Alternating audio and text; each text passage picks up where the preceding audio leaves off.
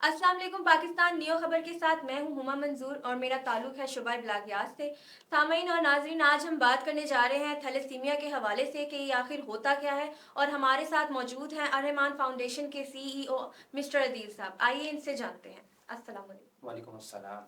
Thalassaemia एक विरासती बीमारी है जो माँ बाप से बच्चों में ट्रांसफ़र होती है। ये बीमारी बच्चों की पैदाइश के साथ ही शुरू हो जाती है। इस बीमारी में बच्चों में कुदरती तौर पे ब्लड उतनी मिकदार में नहीं बनता जितनी इनको ज़रूरत होती है। थैलेसीमिया पेशेंट्स जब तक ये ज़िंदा रहते हैं, डे फर्स्ट से लेके जितनी इनकी ज़िंदगी है, इनको हर 10 से 12 दिन बाद मेरे और आपके ब्लड की ज़रूरत होती है। अच्छा अदील साहब, हमें बताइएगा कि थैलेसीमिया फाइटर्स और थैलेसीमिया पेशेंट में क्या डिफरेंस है। थैलेसीमिया पेशेंट्स और थैलेसीमिया फाइटर्स में फ़र्क कोई नहीं है, चूँकि ये बच्चे अपनी ज़िंदगी के साथ लड़ रहे होते हैं। ये हर 10 से 12 दिन बाद अपनी ज़िंदगी जीने के लिए ब्लड अरेंज करते हैं और इनकी ज़िंदगी ब्लड पर ही है। ये जितनी देर ज़िंदा रहेंगे, इनको बस एक ही टेंशन होती है कि हमने अपना ब्लड कहाँ से अरेंज करना है, कहाँ से लगवाना है। इसलिए इनको थैलेसीमिया पेशेंट्स की बजाय थैलेसीमिया फाइटर्स कहा जाता है। अदील साहब, अब आप हमें ये बताइएगा कि थैलेसीमिया जैसी बीमारी से न्यू जनरेशन को कैसे बचाया जा सकता है। थैलेसीमिया, जैसे कि आपको मैंने बताया, एक विरासती बीमारी है। ये माँ बाप से बच्चों में ट्रांसफ़र होती है। ये बीमारी दूसरी बीमारियों की तरह बिल्कुल नहीं है। हम ये समझते हैं जिस तरह कोरोना आया था, एक इंसान से दूसरे इंसान में ट्रांसफ़र हो जाता था, जिस तरह मलेरिया हो जाता है, या मुख्तलिफ़ किस्म की बहुत सी ऐसी बीमारियाँ हैं जो एक इंसान से दूसरे इंसान में ट्रांसफ़र हो जाती हैं। लेकिन थैलेसीमिया उन बीमारियों की तरह बिल्कुल नहीं है। ये एक विरासती बीमारी है। थैलेसीमिया बीमारी से बचा कैसे जा सकता है, थैलेसीमिया पेशेंट्स या थैलेसीमिया फाइटर्स की रोकथाम कैसे की जा सकती है, इसके लिए सबसे पहले तो ज़रूरी ये है कि हम शादी से पहले अपना टेस्ट करवाएं। थैलेसीमिया माइनर के साथ जब शादी करते हैं, उनसे पैदा होने वाली जो औलाद, वो थैलेसीमिया मेजर का शिकार हो जाती है। और थैलेसीमिया मेजर्स वही बच्चे होते हैं जो थैलेसीमिया फाइटर्स बनते हैं। इनको हर 10 से 12 दिन बाद मेरे और आपके ब्लड की ज़रूरत होती है। थैलेसीमिया बीमारी यंग जनरेशन ये समझती है, थैलेसीमिया सेंटर का विजिट इसलिए नहीं करते, इन बच्चों के लिए ब्लड डोनेट इसलिए नहीं करते। मैं समझता हूँ कि ये एक गलत फहमी है कि अगर हम इन बच्चों के पास जाएंगे या इन बच्चों के लिए ब्लड डोनेट करेंगे तो खुदा ना ख्वास्ता ये बीमारी हमें भी लग सकती है, ये हमें भी ट्रांसफ़र हो सकती है। मैं समझता हूँ ये बस एक गलत फहमी है, ऐसा कुछ नहीं है। ये बीमारी विरासती बीमारी है और ये माँ बाप से बच्चों में ट्रांसफ़र होती है। ये बीमारी बाद में ट्रांसफ़र होने वाली बीमारी बिल्कुल नहीं है। अच्छा अदील साहब, अब हमें ये बताइएगा कि पाकिस्तान में थैलेसीमिया से लड़ने वाले मरीजों की तादाद कितनी है और ये डेली बेसिस पर किस कदर बढ़ रही है। थैलेसीमिया फाइटर्स की पाकिस्तान में इस टाइम जो रजिस्टर्ड बच्चे हैं, उनकी तादाद 1,25,000 के करीब है। अगर मैं सिर्फ लाहौर का जिक्र करूं तो सिर्फ लाहौर में 25,000 के करीब थैलेसीमिया फाइटर्स, ये वो बच्चे हैं जो रजिस्टर्ड हैं। अनरजिस्टर्ड बच्चों का तो पता ही नहीं है कि वो तादाद कितनी होगी। और पाकिस्तान में 1,25,000 के करीब है, जो कि दिन ब दिन बढ़ ज़रूर रहे हैं लेकिन कम नहीं हो रहे। अच्छा अदील साहब, अब हमें ये बताइएगा कि पाकिस्तान में थैलेसीमिया सेंटर्स जो हैं, जो थैलेसीमिया के मरीजों के लिए काम कर रहे हैं, उनका क्या किरदार है। पाकिस्तान में थैलेसीमिया सेंटर्स जो इस टाइम काम कर रहे हैं, लाहौर में बिलखसूस फातमी फाउंडेशन है, सुंदस फाउंडेशन है, नूर फाउंडेशन है, उम्मे नुसरत फाउंडेशन है, सुमेरा फाउंडेशन है, काफ़ी फाउंडेशंस और भी हैं। इसके अलावा गवर्नमेंट हॉस्पिटल्स में आजकल थैलेसीमिया सेंटर्स अलग से बना दिए गए हैं। ये थैलेसीमिया सेंटर जो हैं, ये बच्चों को free of cost blood provide कर रहे हैं। बच्चों के लिए यूनिवर्सिटी, कॉलेजेस, पार्क्स वगैरह में इवन के मोबाइल कैंप्स वगैरह का अरेंजमेंट्स करते हैं। इसके अलावा मेडिसन्स और उनको जो भी चीज़ रिक्वायर्ड होती है, थैलेसीमिया सेंटर उनको फ्री ऑफ कॉस्ट प्रोवाइड कर रहे हैं। अच्छा अदील साहब, अब हमें ये बताइएगा कि अर्रहमान फाउंडेशन को बनाने का आखिर मकसद क्या था और अर्रहमान फाउंडेशन पर थैलेसीमिया फाइटर्स के लिए आप क्या किरदार अदा कर रहे हैं। अल रहमान फाउंडेशन को बनाने का मकसद सबसे पहले तो अल्लाह ताला की रज़ा था। दूसरा मकसद हमारा ये था, थैलेसीमिया फाइटर्स को एक ऐसा प्लेटफॉर्म मुहैया किया जा सके जहाँ से अगर उन्हें थैलेसीमिया सेंटर से ब्लड अरेंज नहीं हो रहा, परेशानी हो रही है, चाहे वो पूरे पाकिस्तान में कहीं पर भी हैं, तो हम उनके लिए ब्लड अरेंज करने की कोशिश कर सकें। थैलेसीमिया फाइटर्स के लिए हम लाहौर में यूनिवर्सिटी में, कॉलेजेस में, स्कूल में, पार्क्स में, रोड्स पर, इवन के मोबाइल कैंप्स वगैरह हम कर रहे हैं।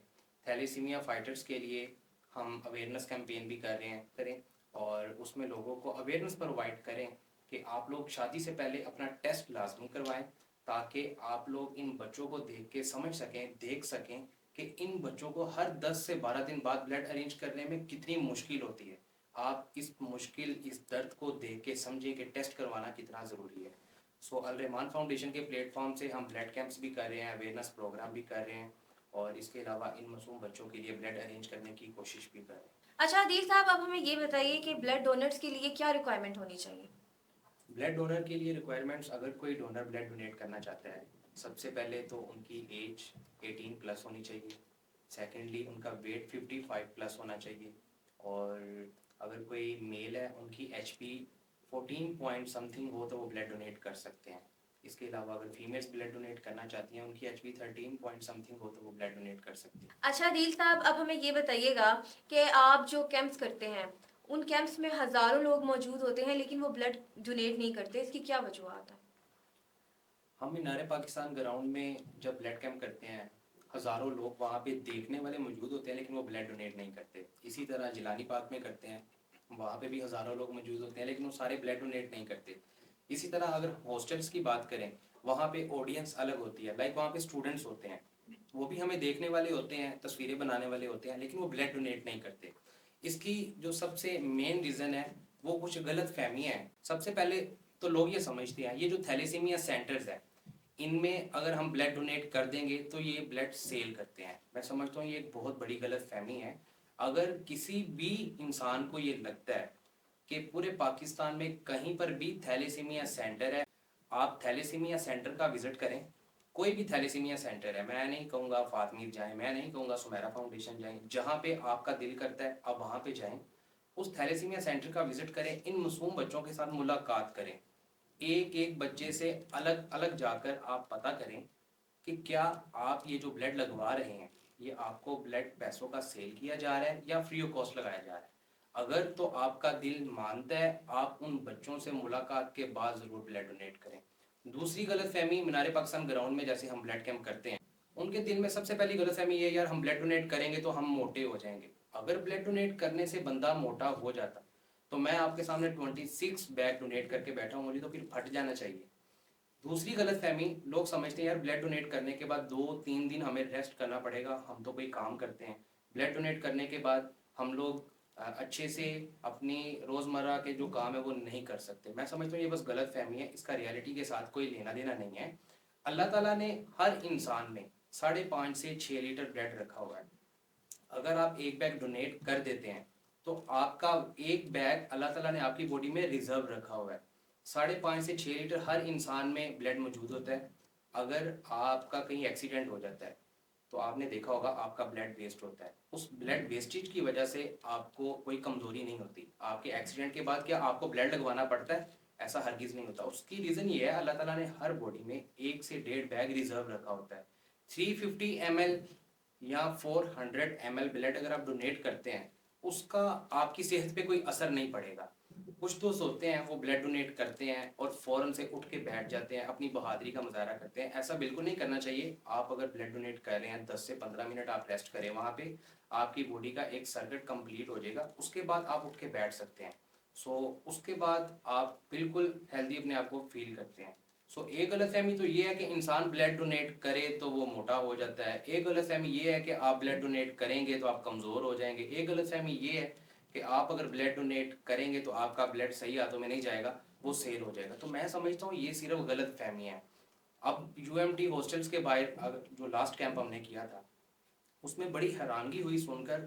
بچے بلڈ دینا چاہتے تھے, بچے ہمارے پاس آ کے ہم سے انفارمیشن لے رہے ہیں کہ آپ نے تھیلیسیمیا فائٹرز کے لیے بلڈ کلیکٹ کرنے کے لیے کیمپ لگایا ہوا ہے. جب ہم نے ان کو بتایا, وہ حلفاً یہ بات کر رہے ہیں کہ ہم دوسرے سٹی سے آئیں, ہمیں ہمارے والدین نے گھر سے کہہ کے بھیجا ہے کہ اگر کوئی تھیلیسیمیا سینٹر والے آپ سے بلڈ لینے کے لیے آئیں, آپ نے ان کو بلڈ نہیں دینا.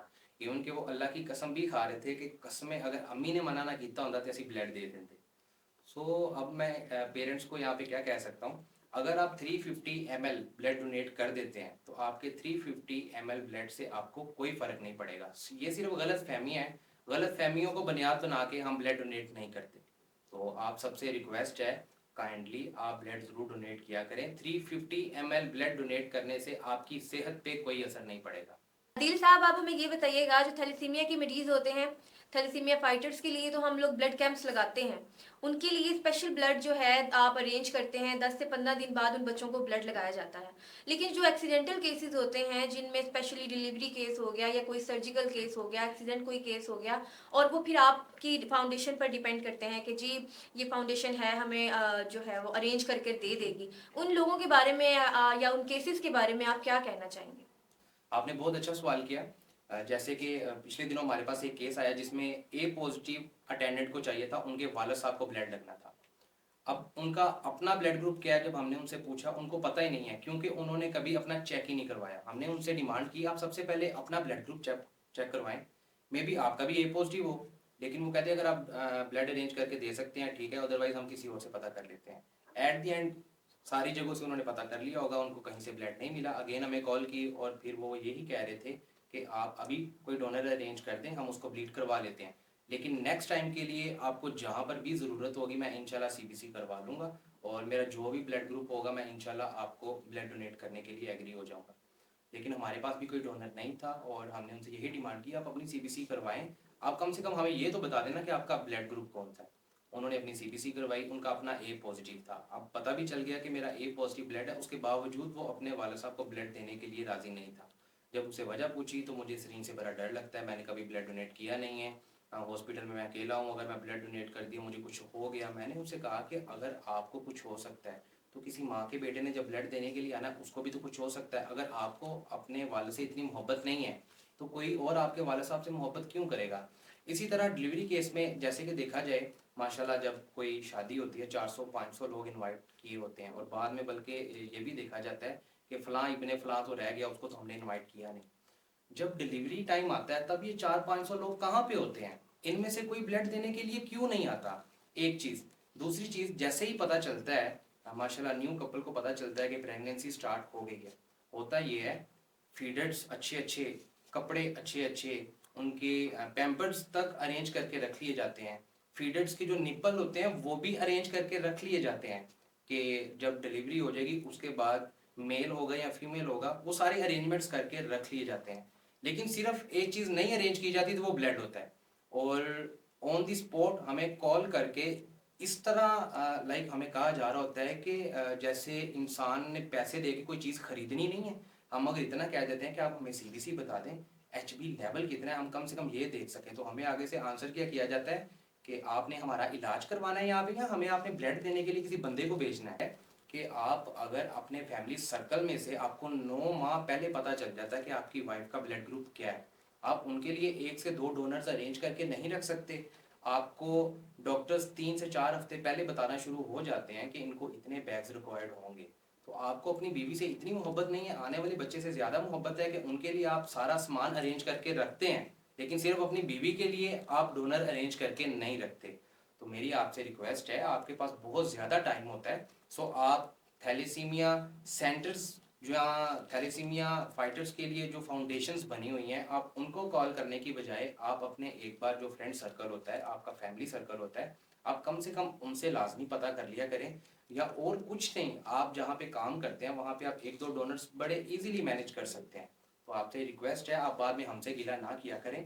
और अगर कोई ऐसी इमरजेंसी बन भी जाती है कि आपने अपने डोनर्स अरेंज किए हैं, 100 प्रॉब्लम्स हो जाती हैं ऑन दी स्पॉट, डोनर्स नहीं आते या कोई प्रॉब्लम बन जाती है, ठीक है आप हमसे रब्ता ज़रूर करते हैं, लेकिन जो हमारी रिक्वायरमेंट्स है काइंडली आप उनको तो पूरा किया करें। हमें सीबीसी रिक्वायर्ड होती है, आप हमारे साथ वो तो शेयर किया करें और हमें कुछ टाइम तो दिया करें। आप ये समझते हैं कि हमने कोई एक ब्लड बैंक अलग से बनाया हुआ है घर में, और आप इधर से कॉल करेंगे ए नेगेटिव आपको ब्लड चाहिए और हम फ्रिज से आपको ब्लड निकाल के दे देंगे, ऐसा बिल्कुल नहीं है। हमारे पास भी डोनर्स ही होते हैं, हमने उनसे रब्ता करना होता है, उनसे उनकी रिक्वेस्ट करनी होती है। और जाहिर बात है अगर आप किसी भी हॉस्पिटल में हैं तो ज़रूरी नहीं है डोनर्स आपके हॉस्पिटल के आसपास ही होगा, हो सकता है वो किसी दूसरे सिटी में भी हो, वो दूर दराज किसी इलाके में हो, तो उनको आने में भी टाइम लगेगा। सो इन सब चीज़ों को लाजमी समझा करें। ठीक है इमरजेंसी किसी के साथ भी बन जाती है, लेकिन आप कम से कम हमारी रिक्वायरमेंट्स को ज़रूर पूरा किया करें। अच्छा दिल साहब, जैसा कि आपने बताया कि थैलेसीमिया एक विरासती बीमारी है और इससे बचने के लिए शादी से पहले एक माइनर सा टेस्ट करवाना ज़रूरी होता है।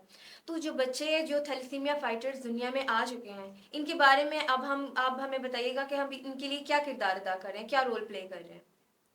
تھیلیسیمیا سے بچنے کے لیے شادی سے پہلے ہمیں ٹیسٹ اپنا لازمی کروانا چاہیے. 1 روپیہ بھی اس کا خرچہ نہیں ہے اور صرف 10 سے 15 منٹ کا ٹائم لگتا ہے اور 15 سے 20 دن میں آپ کو اس کی رپورٹ مل جاتی ہے. تھیلیسیمیا مائنر کے ساتھ اگر شادی کرے گا تو ان سے پیدا ہونے والی اولاد تھیلیسیمیا میجر کا شکار ہو جاتی ہے. اب وہ معصوم بچے جو اس دنیا میں آ چکے ہیں ہم ان کے لیے کیا کر سکتے ہیں؟ اللہ تعالیٰ قرآن پاک سورۃ المائدہ آیت نمبر 32 میں فرماتے ہیں جس نے ایک انسان کو بچایا گویا کہ پوری انسانیت کو بچایا. تو ان بچوں کے لیے اگر کوئی انسان ایک بلڈ بیگ 350 ml یا 400 ml بلڈ ہوتا ہے وہ ڈونیٹ کرتا ہے تو ایک بیگ ڈونیٹ کرنے سے 3 معصوم بچوں کی زندگیاں بچ سکتی ہیں. اللہ تعالیٰ قرآن پاک میں فرما رہے ہیں جس نے ایک انسان کو بچایا تو آپ کے ایک بیگ سے 2 سے 3 زندگیاں سیو ہو جائیں گی. تو ان بچوں کے لیے ہم کر کیا سکتے ہیں؟ ہر 3 سے 4 ماہ بعد بلڈ ڈونیٹ کر سکتے ہیں.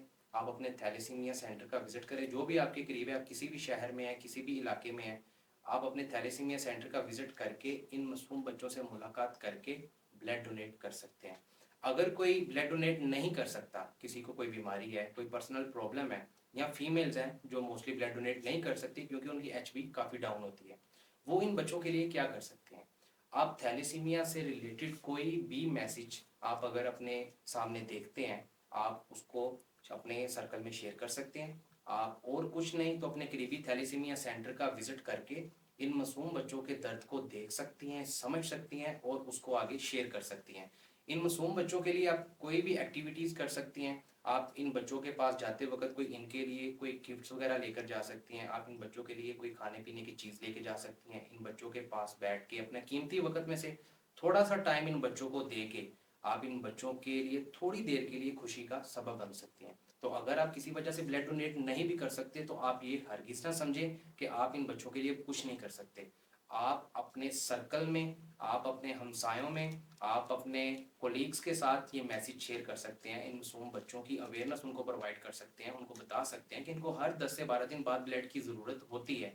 آپ خود تو بلڈ ڈونیٹ نہیں کر سکتے لیکن آپ کم سے کم ان سے ریلیٹڈ جتنی بھی کیمپینز چل رہی ہیں آپ ان کا حصہ ضرور بن سکتے ہیں. تو میری آپ سب سے ریکویسٹ ہے آپ کائنڈلی ان معصوم بچوں کے پاس ضرور جایا کریں. تھیلیسیمیا سینٹر کا وزٹ ضرور کیا کریں.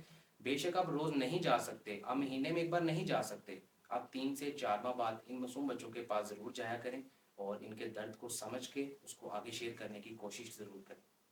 اچھا جی عدیل صاحب اب آپ سے گزارش ہے کہ ہمارے جو ڈونرز ہیں جو بلڈ ڈونیٹ نہیں کرتے اور جو نیو جنریشن ہے ان کو آپ کیا میسیج دینا چاہیں گے؟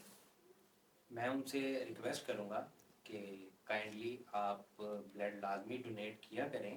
آپ کے بلڈ ڈونیٹ کرنے سے صرف تھیلیسیمیا فائٹرز کو بلڈ نہیں لگے گا بلکہ آپ کے بھی اس میں بہت زیادہ فائدے ہیں. جیسے کہ آپ اگر بلڈ ڈونیٹ کرتے ہیں آپ اگر 18 ایئر اولڈ کے ہو گئے ہیں آپ بلڈ ڈونیٹ کرتے ہیں آپ کے بلڈ کی ایک تو مکمل سکریننگ ہو جاتی ہے. دوسرا آپ تھیلیسیمیا سینٹرز میں جب بلڈ ڈونیٹ کرتے ہیں اگر باہر سے آپ اپنے بلڈ کی مکمل سکریننگ کروانا چاہیں تو 10 سے 12 ہزار کے وہ ٹیسٹ ہیں جس کا آپ کو باہر پے کرنا پڑے گا. لیکن تھیلیسیمیا سینٹر میں آپ کو کوئی چارجز پے نہیں کرنے پڑیں گے. تھیلیسیمیا سینٹر میں بلڈ ڈونیٹ کرنے سے آپ کے مکمل ٹیسٹ بالکل فری میں ہو جاتے ہیں. ایک تو آپ کا یہ فائدہ ہے. دوسرا میڈیکل اور سائنس دونوں کہتی ہے کہ 99% چانس ہے اگر کوئی بلڈ ڈونیٹ کرتا ہے تو اس کو ہارٹ اٹیک نہیں ہوتا. تو میرے خیال میں یہ 2 فائدے ہی کافی ہیں. ہم لوگ بہانے بناتے ہیں ہم لوگ کہتے ہیں ہم لوگ کمزور ہیں باقی دنیا جہان کے غلط کام کرنے کے لیے ہم بالکل فٹ ہیں ہم بالکل ہیلدی ہیں لیکن جب بلڈ ڈونیٹ کرنے کی باری آتی ہے تو ہم لوگ بھاگ جاتے ہیں. ہم لوگ کہتے ہیں نہیں میں تو کمزور ہوں مجھے تو ویکنس ہو جائے گی. تو میرے خیال میں یہ صرف غلط فہمی ہے اس کو میں نے پہلے ڈیفائن کر دی ہے کہ یہ صرف غلط فہمی ہے. ریالٹی کے ساتھ اس کا کوئی لینا دینا نہیں ہے. آپ اگر ایک بار بلڈ ڈونیٹ کر دیتے ہیں اگین آپ نے 3 سے 4 ماہ بعد بلڈ ڈونیٹ کرنا ہوتا ہے. سو ہماری باڈی میں وہ بیگ جو اللہ تعالیٰ نے ریزرو رکھا ہے آپ سے ریکویسٹ ہے اگر آپ تھیلیسیمیا سینٹرز میں تھیلیسیمیا فائٹرز کو بلڈ ڈونیٹ کر دیں گے تو وہی بلڈ ان بچوں کے کام آ جائے گا ان کی زندگیاں بچ جائیں گی. سو بہانے بنانے کی بجائے میں آپ سے ریکویسٹ کرتا ہوں تھیلیسیمیا فائٹرز کے لیے بلڈ ضرور ڈونیٹ کیا کریں. عدیل صاحب بہت بہت شکریہ آپ کا آپ نے بہت ہی قیمتی وقت دیا. اور ناظرین اور حاضرین آج کا ہمارا پروگرام بہت ہی خوبصورت رہا. میری آپ سب سے گزارش ہے جو تھیلیسیمیا فائٹرز ہیں ان کے لیے بلڈ ڈونیٹ کریں.